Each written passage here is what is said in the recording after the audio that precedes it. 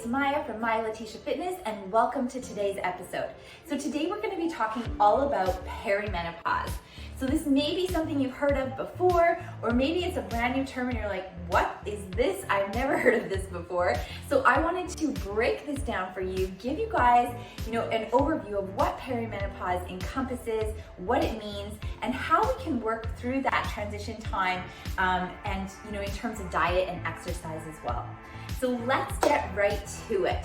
Perimenopause, this term refers to basically the menopause transition. So this is a time, it can be really anywhere from 4 to 10 years before we enter menopause, before menopause happens. And that is the time when our periods have stopped for at least 12 months. We are no longer experiencing menstruation anymore. That means we are now into menopause and postmenopause.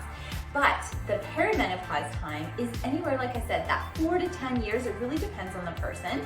And it's when our cycle, which normally tends to be 28 up to 35, even 40 days actually can be our regular cycle, starts to change.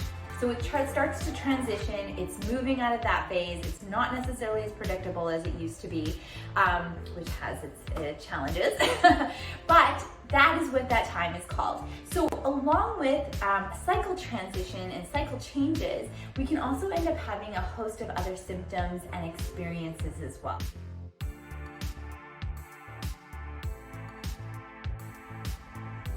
So things such as increased belly fat, that tends to be a really common one. Things like night sweats, that may start to be a problem for you. Cold sweats too, that can also be another problem. Things like fatigue, increased fatigue, loss of muscle or loss of lean mass, that starts to happen as well during this time.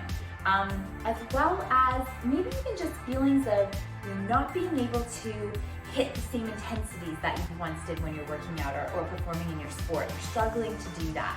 And then also in terms of fat loss or weight loss, things that you were doing before just aren't working the way that they used to anymore, and you're just not being able to get those same results.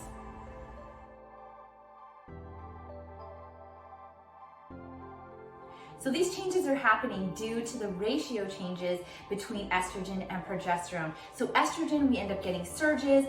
Progesterone is starting to flatline. So we don't have that consistent ebb and flow of what is normally happening in our cycle, in a regular cycle. And so now things are starting to go a little haywire. And that's what's causing all of these increases in symptoms and experiences, as well as changes in your cycle. So let's talk a little bit about how we can manage some of these things in terms of diet and exercise. Okay, so let's talk about exercise first. So strength training is going to be your number one go-to. So this is something that we definitely want to make sure we're including into our programming every single week. So strength training is the best way to help mitigate that lean muscle tissue loss. So as we get older and as we're, those ratios of estrogen and progesterone start to change, we start to lose the ability to build muscle as easily as we did before. And so we want to be making sure that we're including that strength training in there to help keep our muscle levels up or build them even further if we can. So other benefits of strength training are helping with bone density, helping us being able to boost that basal metabolic rate so we can burn more calories and help stay leaner, and also being able to just do the activities in your day-to-day life that you want to be able to do, or the sports and activities that you want to participate in. The stronger you are, the more likely you're able to do those things, the less likely you're going to injure, have trips, falls, things like that as well. Okay, so we want to aim for about 3 to 5 sessions per week. If you are brand new to strength training and haven't done it before or are just getting back into it, I would start down around 2 to 3 sessions a week, build it up from there. If you have been exercising for a long time, then definitely you can throw in that 4 to 5 sessions a week. That is no problem at all.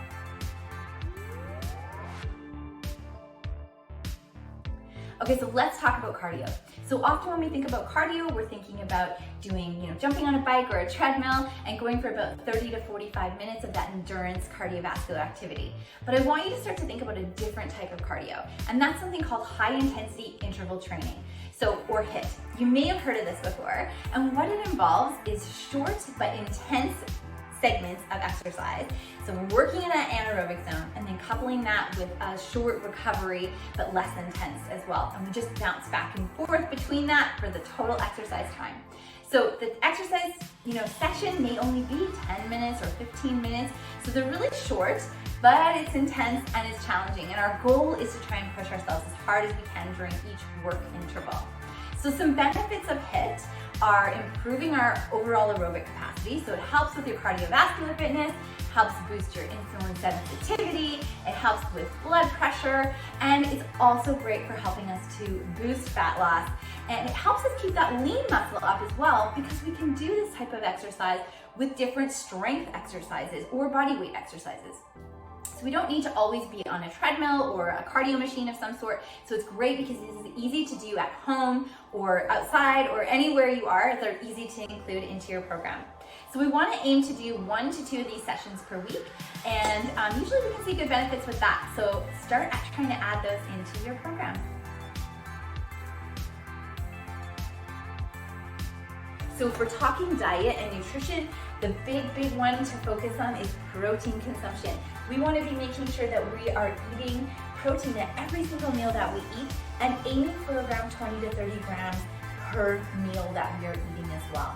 So we want to be getting up, I generally recommend a gram per pound of body weight of your goal body weight per day. So if my goal body weight is 135 pounds, I want to be aiming for around 135 grams of protein per day. So you can see how we need to have those higher amounts each meal to really boost that level up so that we're getting to that amount that we need each day. And then balancing that off with some healthy carbohydrates in terms of fruits and vegetables, healthy starches and grains, as well as good healthy fats.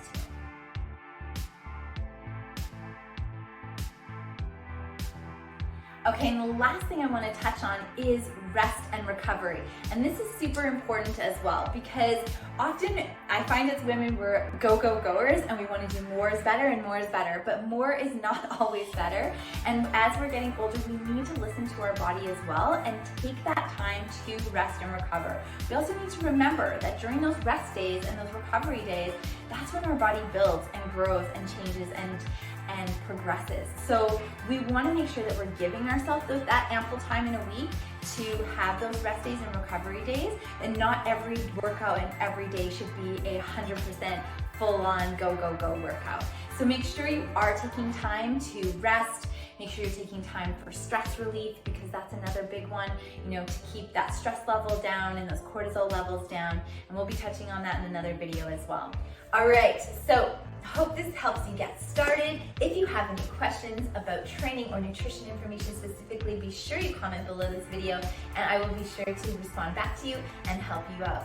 Until next time, stay fit and have a great day.